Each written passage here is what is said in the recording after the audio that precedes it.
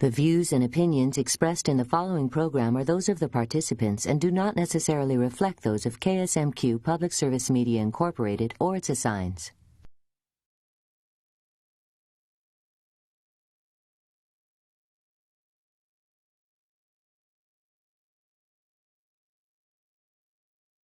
Diabetes is one of the fastest growing chronic diseases in the world today.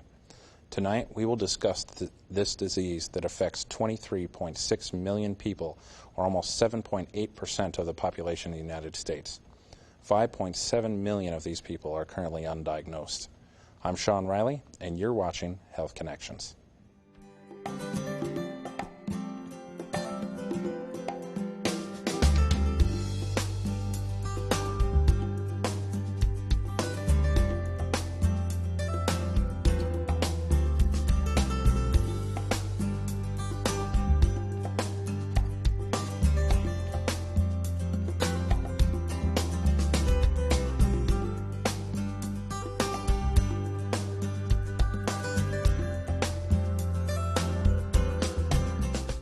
Today we're discussing diabetes. Joining me from the Mayo Clinic in Rochester, Minnesota is Rose Mader, RN and certified diabetes educator, and Peggy Moreland, also an RN and a diabetes educator.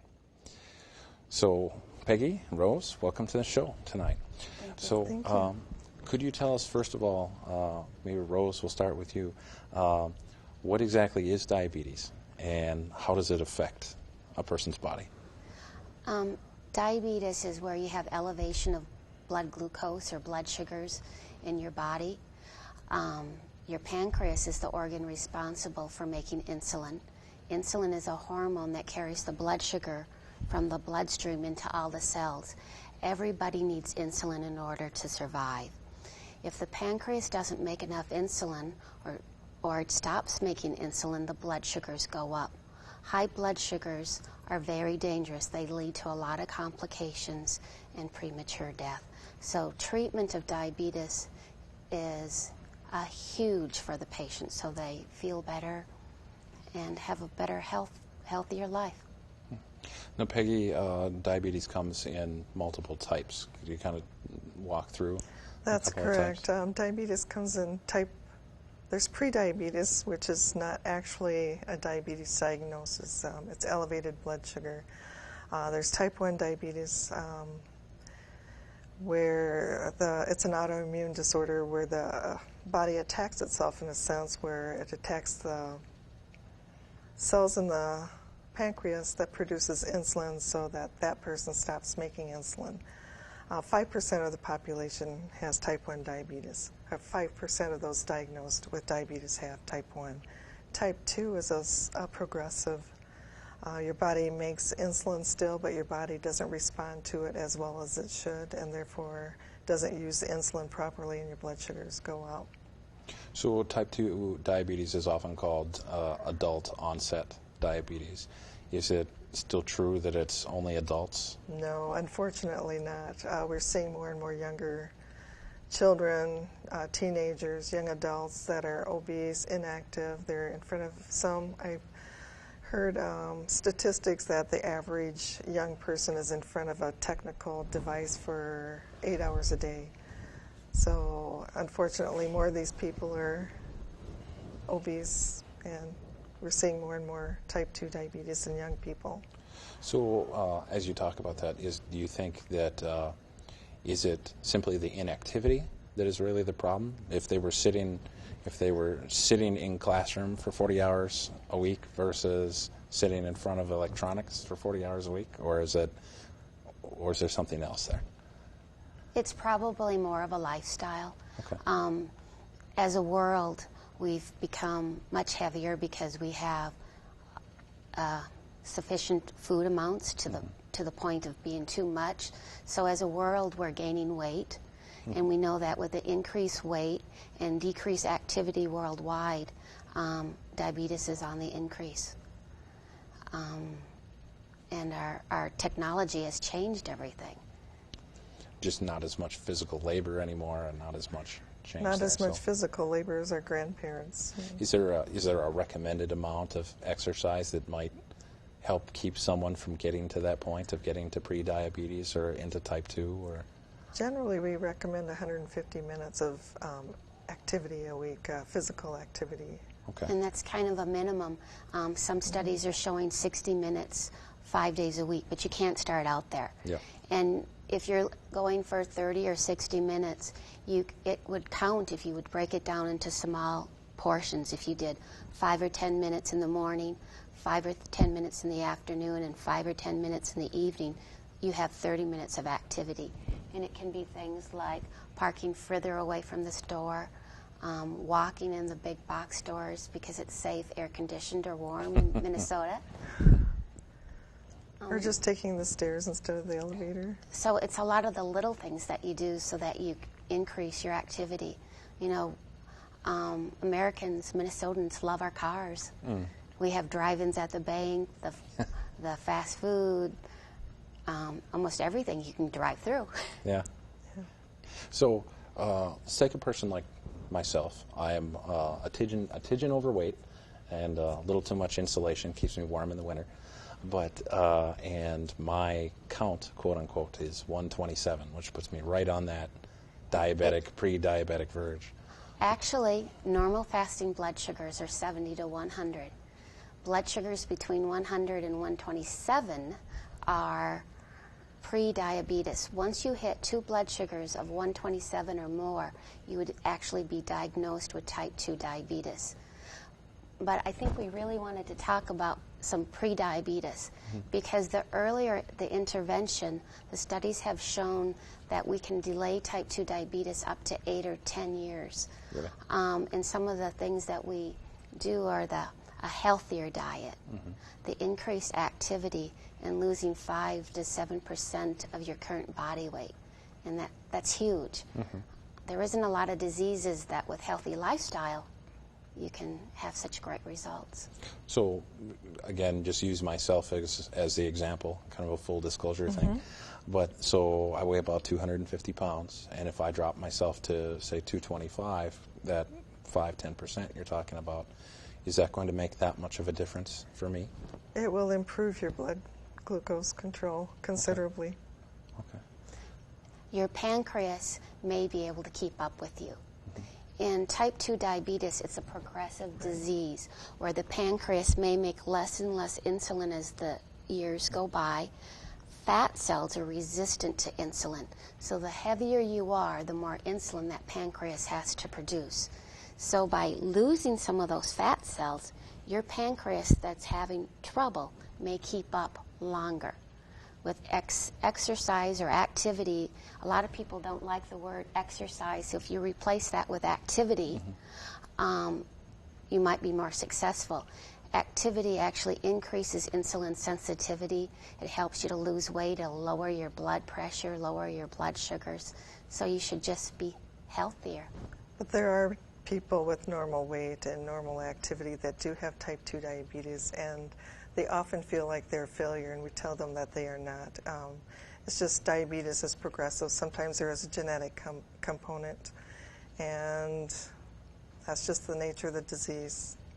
So in this phase of pre-diabetes here, what funds are available out there or programs are available out there maybe to help push people the other way instead of me becoming a diabetic, maybe to push me towards the healthier state? Are there any programs out there that you might suggest or anything specific? You mean like a weight loss program? Or something in that nature, yeah. Probably the best weight loss program is one that you've been successful with that actually changes lifestyles. Okay. In our office, we actually bought the book, and we started the Mayo Clinic diet. Okay.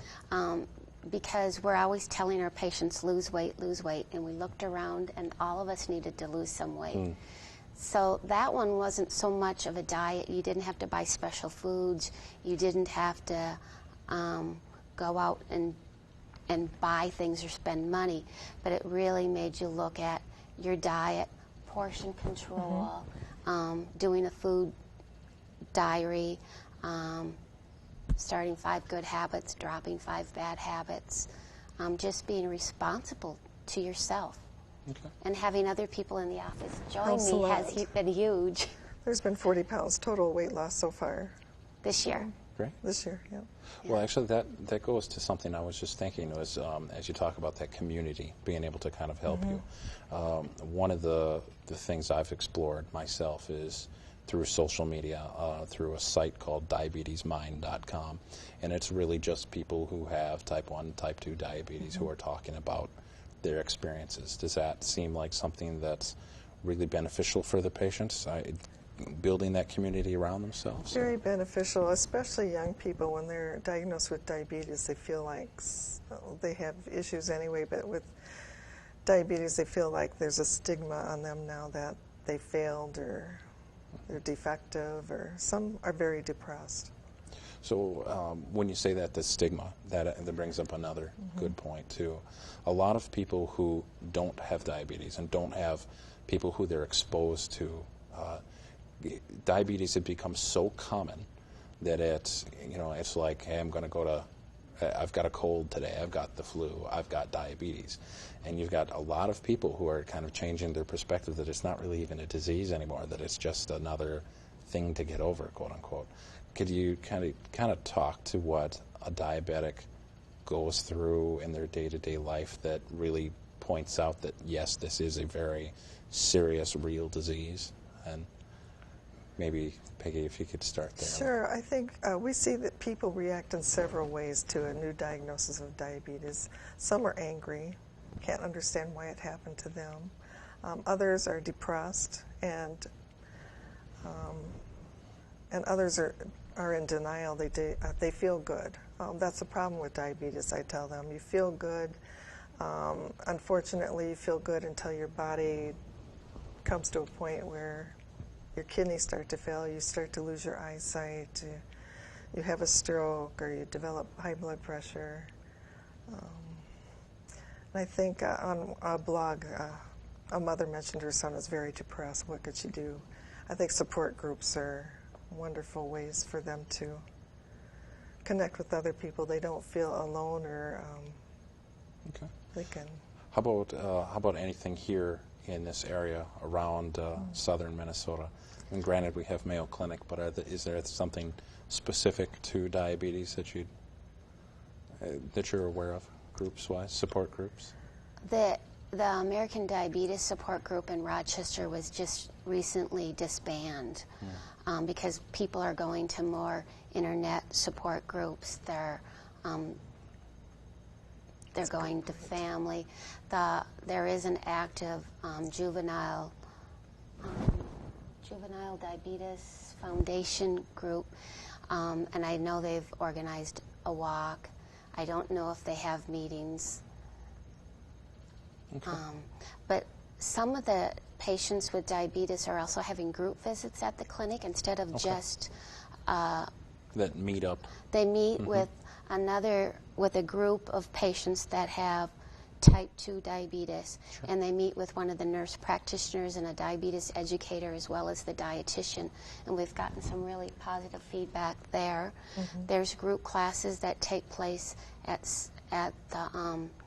the Baldwin building and some of the outreach clinics. I know we have a lot of wonderful educators throughout southeastern Minnesota, both within and outside of Mayo. We work with some wonderful educators. And so it's really important that the patient be in contact with their educators and find the support system that works for them.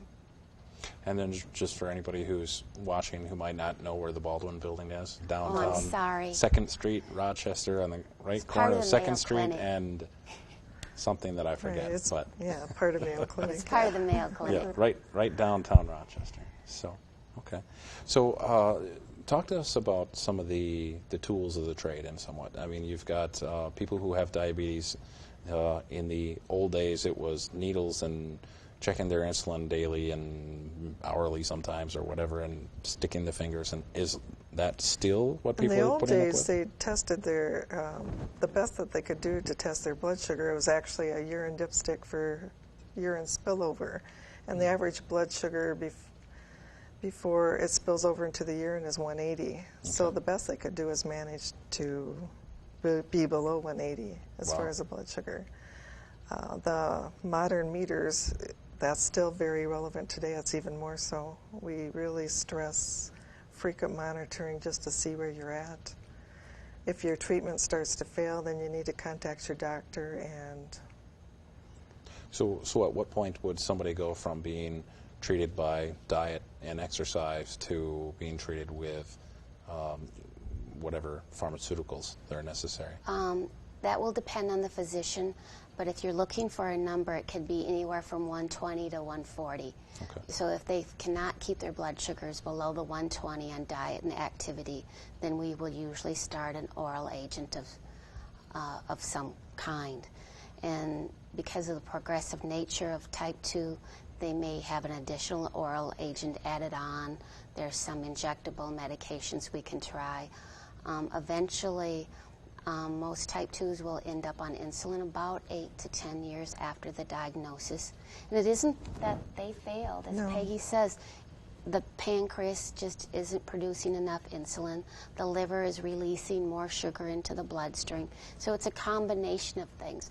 But the most important thing is maintaining good control to decrease the possibility of complications. Complications drop by about 40% with good control. Wow. It's huge. So if they're not in control and they get more complications, are we talking, and you're saying they're moving towards insulin, are we at the point of an insulin pump, or is this something that they'll self-medicate, or does this have to be mechanically medicated? Or there are different insulin programs, and they're designed for the patient's benefit. It's based on age, their ability to give themselves injections or control. To be able to use an insulin pump, you have to be comfortable with technology. Peggy works a lot with the people that are coming in on pumps and sensors. And kind of a rule of thumb, if they come in to see us, an insulin pump is about the size of a cell phone. And if the patient can use all the functions of their cell phone and they're not intimidated, they may be able to successfully use a pump. But the pump comes with a cost. Right, $7,000 approximately. Wow. For the pump, and then $1,500 a year approximately for supplies. Wow. Insurance may cover it, or it may not only cover part of it, or none of it. And that kind of speaks to the disease, the cost of the disease, where you only have one aspect costing that much money. That's amazing. And not everybody needs an insulin pump. An insulin pump does not solve the patient's problems. Some patients have that huge misconception that just give me a pump and it'll do everything. And it really doesn't. It's a tool. So is there a big difference between someone who has type 1 versus type 2 and how they're treated? There is type 1 automatic. They just quit making insulin. They go straight to insulin. Okay. So, and otherwise, is it pretty much the same experience, or is it? I have two sons with type 1 diabetes. To them, it was more of a traumatic. They were acutely ill. They were very sick when they were diagnosed. Okay. Well, I have one question that's come in via the iPad here from our folks on social media, and this is in regards to those who have diabetes type 2 and moving into more advanced stages of it, but around neuropathy. And does neuropathy always set in? And once it sets in, how hard is it to manage? Neuropathy is where there's damage to the nerves. Usually you have pain, numbness, tingling. It can be so bad that it keeps the patients awake at night. They walk around, they may not have good feeling. One of the problems with neuropathy, it's from high blood sugars. So in order to, once it sets in, I cannot get rid of the complication, but I can slow down the progression of neuropathy. So again, what you really need to have is good diabetes management. Early detection of diabetes, or good management will slow down, decrease the potential by 40%, 40 to 60% decrease of ever developing neuropathy.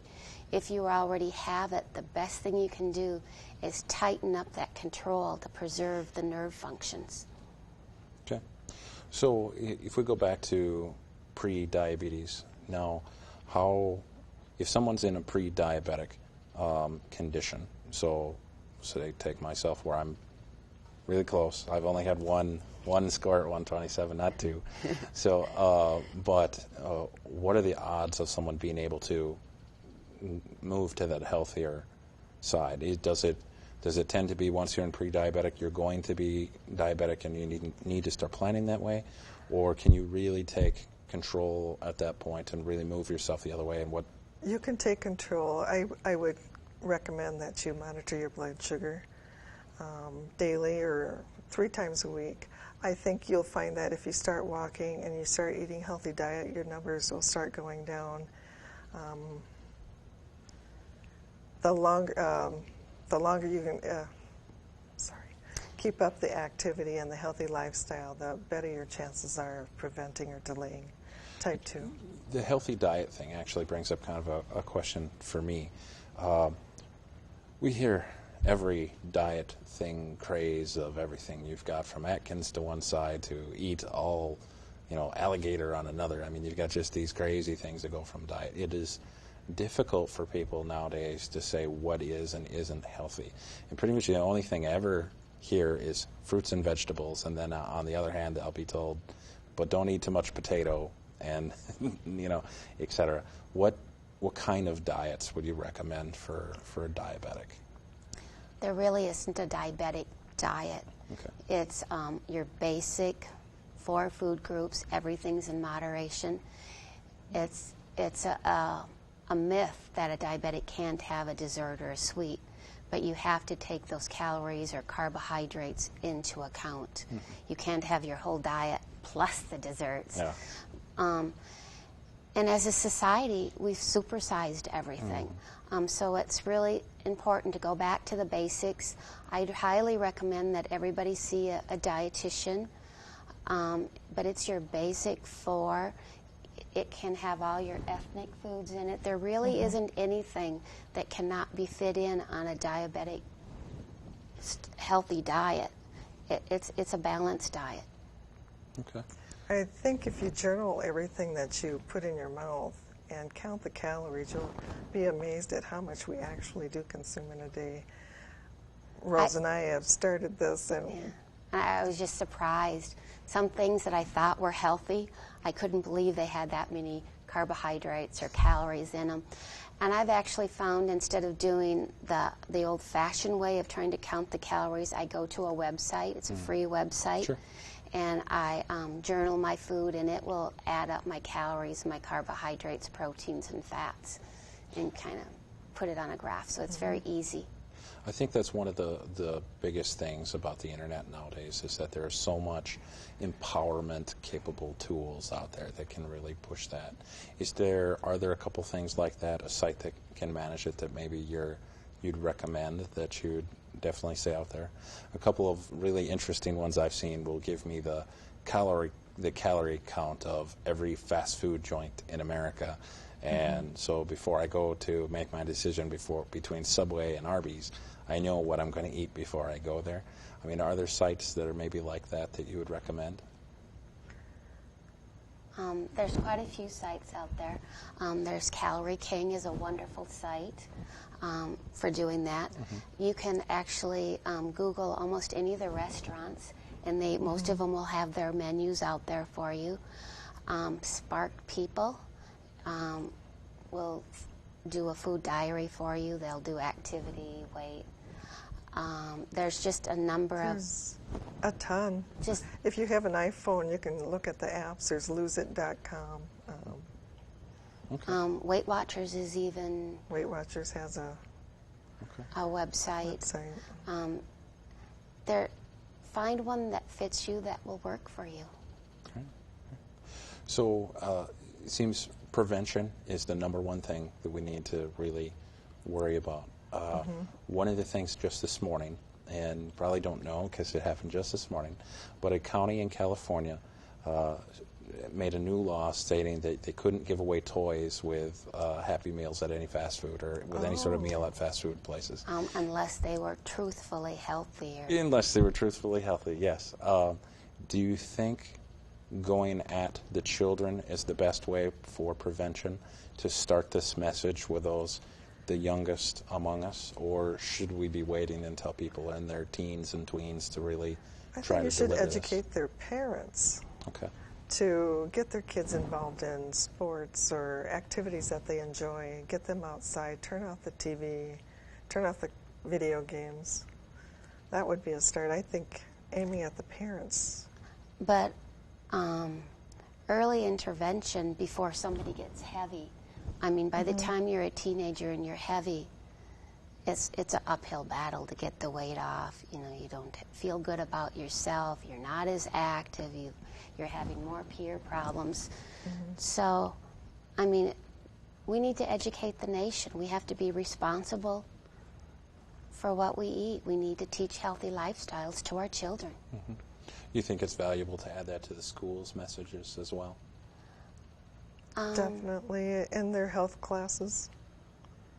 Okay. And some schools are revamping their school lunch programs. Through I can't remember which government agency, and they do a lot of the agricultural products, the milk and the fruits and the vegetables. They're going to increase how much fruits, vegetables, and dairy are included in the lunch programs, cut down on the fast foods, sodas. Great. Well, I definitely want to thank the two of you for coming tonight. Diabetes is a huge, huge health problem across the United States and China and other countries that are now having the same problem.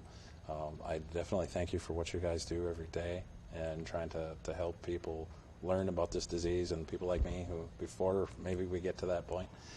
So I definitely want to thank you for coming in tonight. And I know that when you talk to patients that you'll spend anywhere from 30 minutes is usually your base time with a patient to give them that education. So we've maybe just scratched the surface here tonight, but hopefully we can continue with more education for the public in the future. So thank you. Thank you for having us. Thank you for having us. Well, this has been Sean Riley with Health Connections, and thank you for watching.